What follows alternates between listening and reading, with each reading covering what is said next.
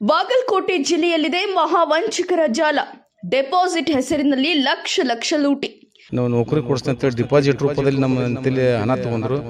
ಈಗ 1 ವರ್ಷದಿಂದ ಅವರು ಹಣ ಕೇಳಿದ್ರೆ ಅವರು ಹಣ ಕೊಡ್ತಾ ಇಲ್ಲ.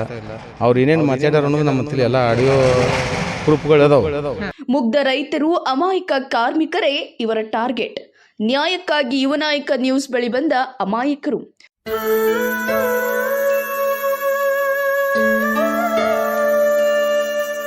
ಇಂದು ಬಾಗಲಕೋಟೆ ಜಿಲ್ಲೆ ಆಧುನಿಕತೆ ಬೆಳೆದಂತೆ ವಿಶ್ವವಿದ್ಯಾಲಯ, ಗುಣಮಟ್ಟದ ರಸ್ತೆ, ಅತ್ಯುತ್ತಮ ಮೂಲ ಸೌಕರ್ಯಗಳಿಂದ ಕಂಗೊಳಿಸುತ್ತಿದೆ. ಆದರೆ ಬಾಗಲಕೋಟೆ ಜಿಲ್ಲೆಯ ಎಲ್ಲಾ ತಾಲೂಕುಗಳಲ್ಲಿ ನೌಕರಿಯ ಹೆಸರಿನಲ್ಲಿ ಡೆಪಾಸಿಟ್ ಕಟ್ಟಿಸಿಕೊಂಡು ಲಕ್ಷಾಂತರ ರೂಪಾಯಿ ಲೂಟಿ ಮಾಡಿದ ಘಟನೆ ನಡೆದಿದೆ.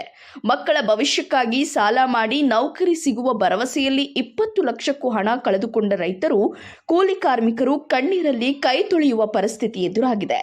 ಹಣ ಮರಳಿ ಕೇಳಿದ್ರೆ ಮುಗ್ಧ ರೈತರಿಗೆ, ಅಮಾಯಕ ಕಾರ್ಮಿಕರಿಗೆ ಧಮಕಿ ಹಾಕಿ ಯಾರಿಗೆ ಬೇಕಾದ್ರೂ ಕಂಪ್ಲೇಂಟ್ ಕೊಡಿ, ಏನ್ ಬೇಕಾದ್ರೂ ಮಾಡ್ಕೊಳ್ಳಿ ಅಂತ ಬೆದರಿಸ್ತಿದ್ದಾರಂತೆ.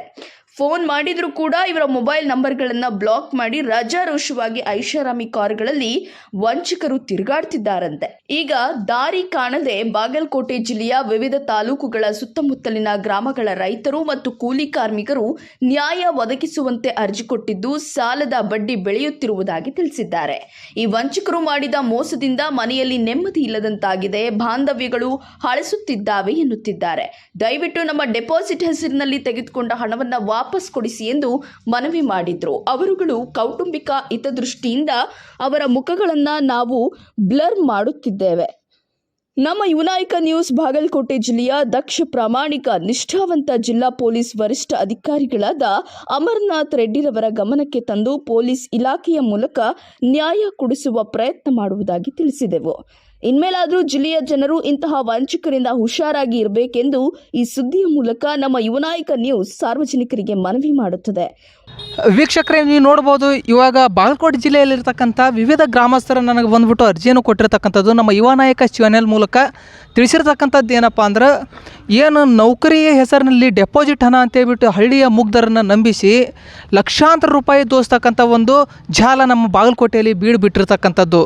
ಅದಕ್ಕೆ ಸಂಬಂಧಪಟ್ಟಂತೆ ಅವರಲ್ಲಿ ಎಷ್ಟೇ ವಿನಂತಿ ಮಾಡಿಬಿಟ್ಟು, ಇಲ್ಲ ನಮ್ಮ ಹಣವನ್ನು ಡೆಪಾಸಿಟ್ ಹೆಸರಿನಲ್ಲಿ ಏನು ತೊಗೊಂಡಿದ್ದೀರಲ್ಲ, ನಮ್ಮ ಮಕ್ಕಳ ಭವಿಷ್ಯಕ್ಕಾಗಿ ಡೆಪಾಸಿಟ್ ಕಟ್ರಿ ಅಂತ ಏನ್ಬಿಟ್ಟು ಹೇಳಿದ್ರಲ್ಲ, ನಾವು ಕೊಟ್ಟಿರ್ತಕ್ಕಂಥ ಡೆಪಾಸಿಟ್ ಹಣವನ್ನು ವಾಪಸ್ ಮಾಡಂತೇಳ್ಬಿಟ್ಟು ಅಂಗಲಾಚಿದ್ರು ಕೂಡ ಹಳ್ಳಿಯ ಮುಗ್ಧರನ್ನು ನಂಬಿಸಿ ವಂಚಿಸಿ ಇವತ್ತು ತಮ್ಮ ಬೇಳೆ ಬೇಯಿಸ್ಕೊಂಡಿರ್ತಕ್ಕಂಥದ್ದನ್ನು ವಿವಿಧ ಗ್ರಾಮಸ್ಥರು ನಮ್ಮ ಗಮನಕ್ಕೆ ತಂದಿರತಕ್ಕಂಥದ್ದು.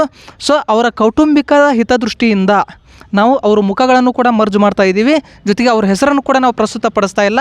ಆದರೆ ಇವುಗಳನ್ನು ಬಾಗಲಕೋಟೆ ಜಿಲ್ಲೆಯ SP ಅವ್ರ ಗಮನಕ್ಕೂ ಕೂಡ ನಮ್ಮ ಯುವ ನಾಯಕ ನ್ಯೂಸ್ ಚಾನೆಲ್ ತರುತ್ತೆ.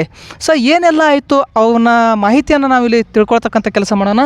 ಇವಾಗ ಇಲ್ಲಿ ಒಬ್ಬರು ಹಳ್ಳಿಯವರು ನಮ್ಮ ಜೊತೆ ಇರತಕ್ಕಂಥದ್ದು, ಅವ್ರ ಹೆಸರನ್ನು ಪ್ರಸ್ತುತಪಡಿಸ್ತಾ ಇಲ್ಲ. ಆದ್ರೆ ಕೇಳೋಣ ಏನಾಯ್ತು ಅಂತ ಹೇಳ್ಬಿಟ್ಟು.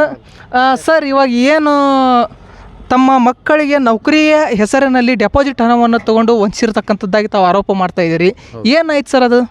ಸರ್, 1 ವರ್ಷದ ಹಿಂದೆ 3 ವರ್ಷಗಳ ಹಿಂದೆ ಅವ್ರಿಗೆ ನಮಗೊಂದು ಜರ ಪರಿಚಯ ಆಗಿತ್ತು. ಇಲ್ಲ, ನಿಮ್ಮ ಮಕ್ಕಳಿಗೆ ಉನ್ನತ ಮಟ್ಟದಲ್ಲಿ ಶಿಕ್ಷಣ ಮಾಡಿಸಿದ್ವಿ ನಾವು, ಏನೋ ಸಾಲ ಸೋಲ ಮಾಡಿ. ನಾವು ನೌಕರಿ ಕೊಡಿಸ್ತೀನಿ ಅಂತೇಳಿ ಡಿಪಾಸಿಟ್ ರೂಪದಲ್ಲಿ ನಮ್ಮ ಅಂತೇಳಿ ಹಣ ತೊಗೊಂಡ್ರು. ಈಗ 1 ವರ್ಷದಿಂದ ಅವರು ಹಣ ಕೇಳಿದ್ರೆ ಅವರು ಹಣ ಕೊಡ್ತಾ ಇಲ್ಲ. ಅವ್ರು ಏನೇನು ಮಾತಾಡ್ಯಾರ ಅನ್ನೋದು ನಮ್ಮ ಅಂತೇಳಿ ಎಲ್ಲ ಆಡಿಯೋ ಪ್ರೂಫ್ಗಳು ಅದಾವೆ. ಆದರೆ ಇತ್ತಾಗ ನೌಕರಿನೂ ಬರಲಿಲ್ಲ, ಇತ್ತು ಫೈನಲ್ ಲಿಸ್ಟ್ನಾಗ ನಿಮ್ಮ ಮಗನ ಹೆಸರು ಇರಲಿಲ್ಲ ಅಂದ್ರೆ ಒಂದು ತಾಸ್ನಾಗ ರೊಕ್ಕ ಹೊಳ್ಳಿ ಕೊಡ್ತಾನೆ ಇದ್ರು. ಈಗ ಹಣನೂ ಕೊಟ್ಟಿಲ್ಲ, ಹೊಳ್ಳೆ ಡಿಪಾಸಿಟ್ ಹಣನ. ಅಂದ್ರೆ ಇವಾಗ ನೌಕರಿ ನಿಮ್ಮ ಮಕ್ಕಳಿಗೆ ಬಂದ ತಕ್ಷಣ ಈಗ ನೌಕರಿ ಬರ್ತೈತೆ ಅನ್ನೋ ಉದ್ದೇಶಕ್ಕೆ ನಿಮ್ಮ ಕಡೆ ಡೆಪಾಸಿಟ್ ಅಂತ ಹೇಳ್ಬಿಟ್ಟು ಕಟ್ಟಿಸ್ಕೊಂಡಿದ್ರಲ್ಲ ಸರ್, ಆ ದುಡ್ಡನ್ನು? ಹೌದು ಸರ್, ಹೌದು. ಇವಾಗ ತಾವು ಎಷ್ಟು ಕೊಟ್ಟಿರ್ತಕ್ಕಂಥದ್ದು ಸರ್ ತಮ್ಮ ಮಗುವಿನ ಬೆಳವಣಿಗೆ ಹಿತದೃಷ್ಟಿಯಿಂದ? ಅಲ್ಲಿ ನಾವು ತಲಾ 3 ಲಕ್ಷ ರೂಪಾಯಿ ಕೊಟ್ಟಿದ್ದೀವಿ ಸರ್. ಒಟ್ಟು ಎಷ್ಟು ಜನ ಕೊಟ್ಟಿರೋದು ಸರ್? ಈಗ 6 ಜನ ಕೊಟ್ಟಿದ್ದೀವಿ ಸರ್. ಅಂದ್ರೆ ಒಟ್ಟು 18 ಲಕ್ಷ ರೂಪಾಯಿ ಅಂತ ಹೇಳ್ಬಿಟ್ಟು ಆಗುತ್ತೆ ಸರ್. ಹೌದು ಸರ್, 18 ಲಕ್ಷ ರೂಪಾಯಿ ಕೊಟ್ಟರು. ಸರ್, ವೀಕ್ಷಕರು ನೀವು ನೋಡ್ಬೋದು, ಮತ್ತೊಬ್ಬರು ರೈತರು ಇಲ್ಲಿ ನಮ್ಮ ಜೊತೆ ಇರ್ತಕ್ಕಂಥದ್ದು, ಅವ್ರನ್ನ ಮಾತಾಡ್ಸೋಣ. ಸರ್, ಇವಾಗ ತಮಗೂ ಕೂಡ ಆ ವಂಚಕರು ಯಾವ ರೀತಿಯಾಗಿ ಭೇಟಿ ಆದರು, ಯಾವ ರೀತಿಯಾಗಿ ನೌಕರಿ ಹೆಸರಿನಲ್ಲಿ ಡೆಪಾಸಿಟ್ ಹಣವನ್ನು ಇಸ್ಕೊಂಡ್ರು? ನಮಗೆ ಅವರು ಭೇಟಿ ಆದರು. ಭೇಟಿ ಆಕಾಸ ಹಿಂಗೆ ರೀ, ನಿಮಗೆ ನೌಕರಿ ಕೊಡಿಸ್ತೀವಿ, ನೌಕರಿಲಿಂದ ನಿಮಗೆ ಮುಂದೆಲ್ಲ ತೊಂದರೆಗಳು ಹೋಗ್ತಾವೆ, ಎಲ್ಲ ಇದಾಕ್ಕವಂತೆ ಹೇಳಿದರು. ಆ ನಂತರ ನಾವು ಬ್ಯಾಡ್ರಿ ಸರ, ನೋಡಿರಿ, ಮತ್ತು ನೌಕರಿ ಆಗ್ಲಿಕ್ಕಪ್ಪ ಮತ್ತು ಮುಂದೆ ತೊಂದರೆ ಬರಬಾರ್ದಂತೆ ಅಂದರು. ಇಲ್ಲ, ನೀವು ಮಾಡಿಸೇ ಕೊಡ್ತೀವಿ ನೀವು ಅಂತೆ ಭರವಸೆ ಹೇಳಿಕಾಸ ನಮ್ಮಿಂದ ಹಣವನ್ನು ಡಿಪಾಸಿಟ್ ಕಟ್ರಿ ನೀವು ಅಂದ್ರೆ ನಾವು ನೌಕರಿ ಮಾಡಿಸ್ತು ಅಂತ ಹೇಳಿದ್ರೆ ಅದಕ್ಕೆ ನಾವು ಡಿಪಾಸಿಟ್ ಕಟ್ಟಿದ್ರಿ 6 ತಿಂಗಳದಾಗ ನಿಮ್ಮ ಕೊಡ್ಲಿಕ್ಕೆ ವಾಪಸ್ ಹಣವನ್ನು ಕೊಡ್ತೀವಿ ಅಂತ ಹೇಳಿದ್ರೆ 6 ತಿಂಗಳ ಹೋತ್ರಿ 3 ವರ್ಷ ಆಯ್ತು ಇನ್ನೂ ಆದರೂ ಹಣ ನಮಗೆ ಕೊಟ್ಟಿಲ್ಲ ರೀ. ಈಗ ತಮ್ಮಿಂದ ಏನು ಡೆಪಾಸಿಟ್ ಹೆಸರಿನಲ್ಲಿ ಹಣವನ್ನು ತೊಗೊಂಡಿದ್ದಾರಲ್ಲ ಅವ್ರ ಹೆಸರು ಏನು ಮತ್ತು ಅವ್ರು ನಿಮ್ಗೆ ಯಾವ ರೀತಿಯಾಗಿ ಪರಿಚಯ ಇರ್ತಕ್ಕಂಥವ್ರು ಸರ್? ಅವರು ರತ್ನ ಮೇಡಮ್ ಅವ್ರಿ ಮತ್ತು ಕಿರಣ್ ಎಲ್ಗಾರ್ ಅಂತೆ ಇದ್ರವ್ರಿ ಅವರು ಯಾರು ಬೇಲೂರು ಜಾಲಾಳ ರೀ. ಅವರು ಬಂದ ಕಾಸು ನಮ್ಗೆ ಬಂದು ಹಿಂಗೆ ಅಂತ ಹೇಳಿದ್ರು ನಾವು ಅವ್ರ ಕೈಯಾಗ ದುಡ್ಡು ಎಣಿಸಿ ಕೊಟ್ಟಿವಿ ರೀ ಡೆಪಾಸಿಟ್. ಸರ್ ಇವಾಗ ಏನು ಅವರು ದುಡ್ಡನ್ನು ಇಸ್ಕೊಂಡು ಹೋಗ್ತಕ್ಕಂಥ ಕೆಲಸ ಮಾಡಿದ್ರಲ್ಲ ಡೆಪಾಸಿಟ್ ಹೆಸರಿನಲ್ಲಿ, ಅವರು ಅಂದ್ರೆ ಯಾವ ರೀತಿಯಾಗಿ ತಮಗೆ ಪರಿಚಯವಾಗಿರ್ತಕ್ಕಂಥದ್ದು, ನಿಮ್ಮನ್ನು ಯಾವ ರೀತಿಯಾಗಿ ನಂಬಿಸಿದ್ರು ಸರ್? ಸರ್ ನಾವು ಇಲ್ಲೇ ಏನು ಹೇಳ್ಬೇಕಂತಂದ್ರೆ ಅವರು ನಾವು ಈಗ ಇಲ್ಲಿ ಬಾಜು ಹಳ್ಳಿ ಒಳಗೆ ನಾವು ಒಬ್ಬರಿಗೆ ನೌಕರಿ ಮಾಡಿಸ್ಕೊಟ್ಟಿವಿ. ಅವರು ಸಹ ಆಲ್ರೆಡಿ ಈಗ ನೌಕರಿ ಮಾಡಕತ್ತಾರೆ.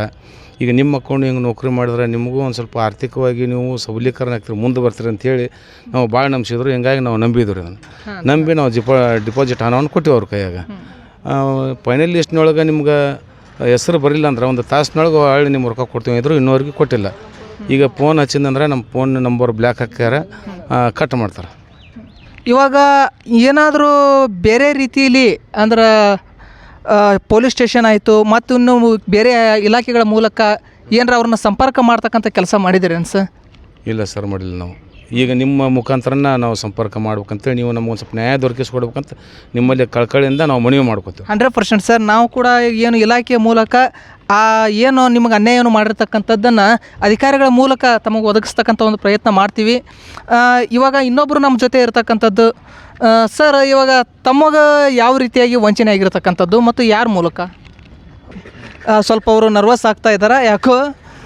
ಈಗ ನೆಕ್ಸ್ಟ್ ಇಷ್ಟೆಲ್ಲ ವಂಚನೆ ಆಗಿರ್ತಕ್ಕಂಥದ್ದು ನಮಗೆ ಅವರು ಕೂಡ ಅರ್ಜಿಗಳನ್ನು ಕೂಡ ಇಲ್ಲಿ ಕೊಟ್ಟಿರ್ತಕ್ಕಂಥದ್ದು.